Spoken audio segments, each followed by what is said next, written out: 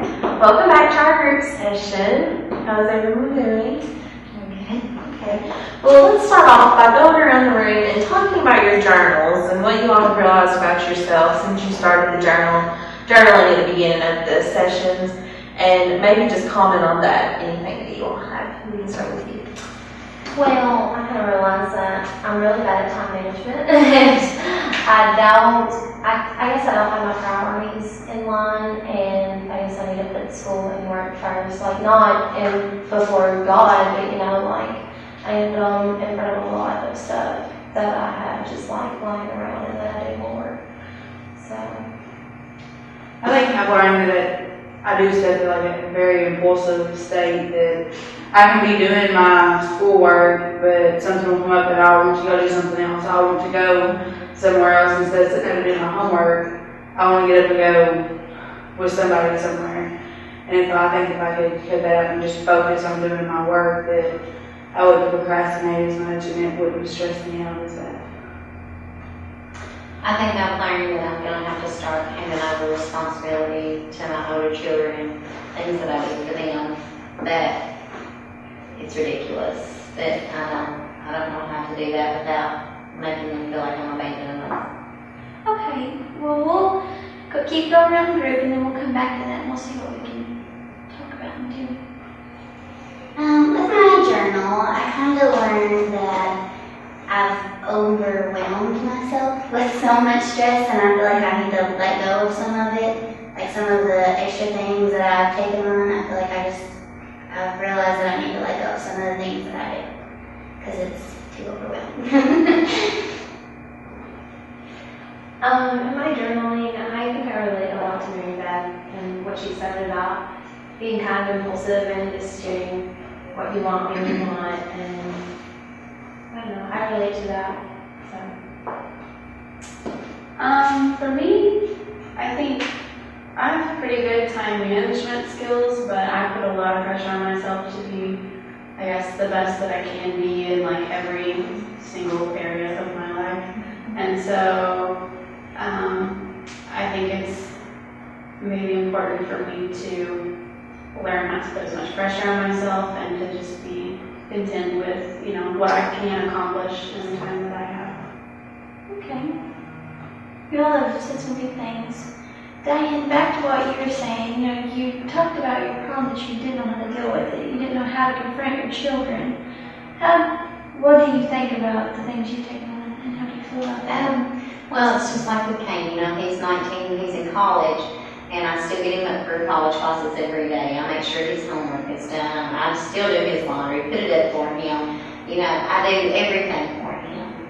And sometimes I just want to say, you're 19, and although I love you, I really wish you would take some of that responsibility off of me, because, I know he sees me struggling with my homework and with my housework and, the two smaller children involved. You know what I'm saying? It's just like, it doesn't bother him that I'm struggling with it. It's like, that's his piece of me.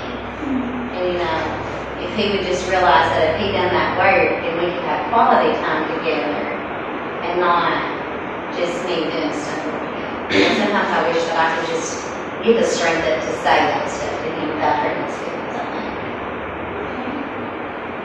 Well, is there someone in the group that you could relate to, that maybe you all could talk, just you two, and maybe do some role playing?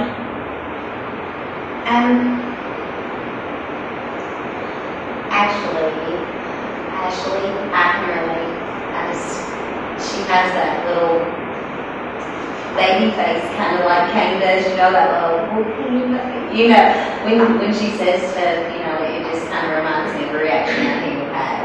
I see you with her. Ashley, would you be willing to participate in the role play?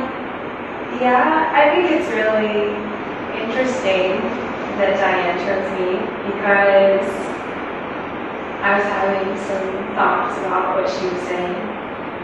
So, Do you feel like you can relate to her?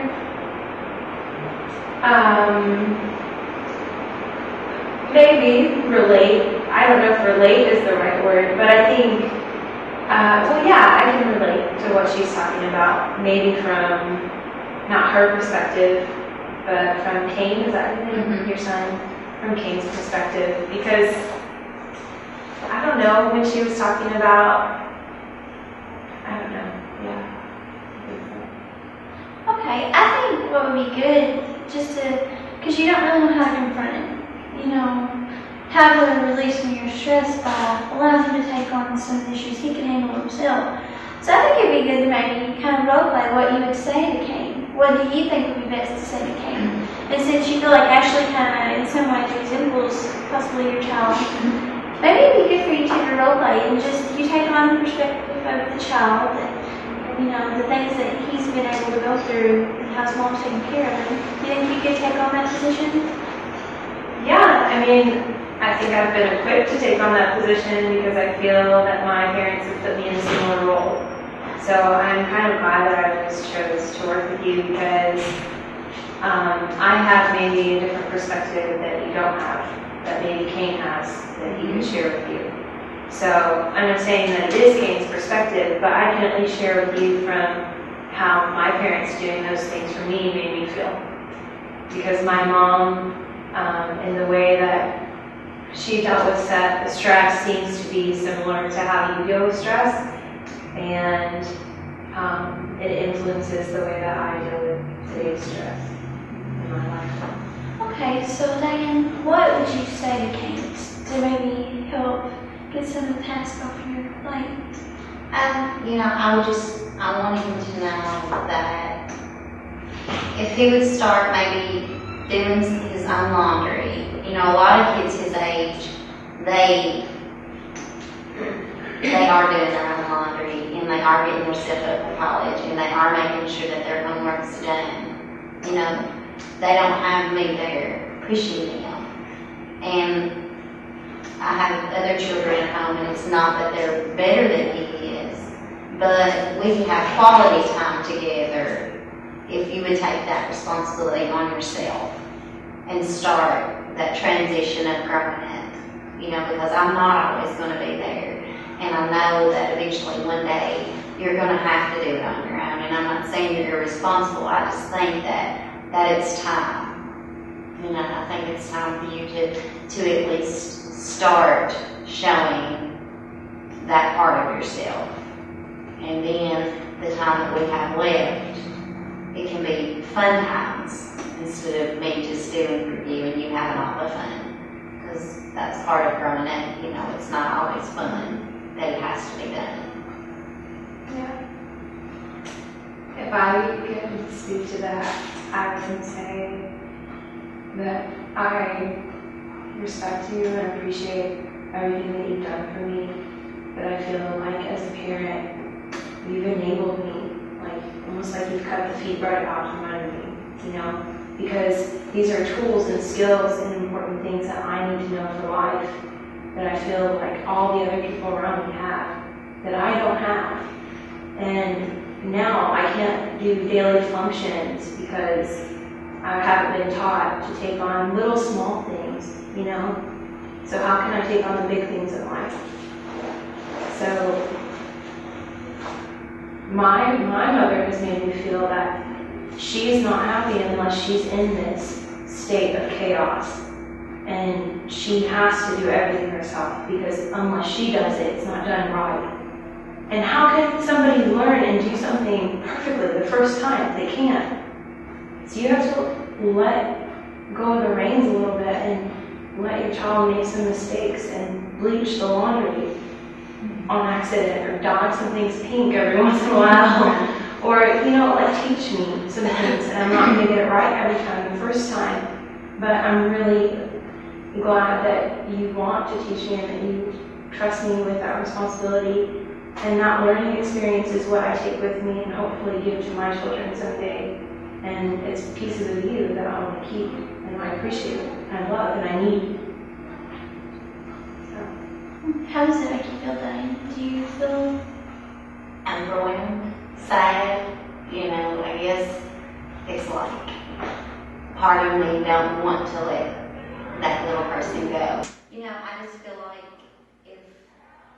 if I let him go and I expect him to do these things for himself, and that part of my life will be over. And I'm not ready to let that go yet. And I know that I'm hurting, but I'm not ready to hurt yet. So I guess I'm sacrificing him for myself. Do you feel like in future sessions that you might work on that? I'm not going to go home tomorrow. I'm going to be honest with you. I have to kind of soak it in, but yeah, I do want to at least get that from his girl. Okay. Well, in closing, does anyone have anything that they want to say about? But first off, thank you all very much for role playing together and stepping out of your comfort zone and letting us see what goes on. With the journaling and everything like that, maybe when you go home tonight, when things are brought up in your mind about stuff like that, you could write it down, just so you are being even more aware of what your thoughts are pertaining to that. And you too, when you feel like that your mother won't let you do for yourself. Does anyone have anything else to say about goals, maybe before next session? I just want to say I'm really glad that, they got to role play because it made me see some different aspects in my life that I need to take care of or realize. And, just watching them do that role play helped me to see that. So I'm thankful that I did.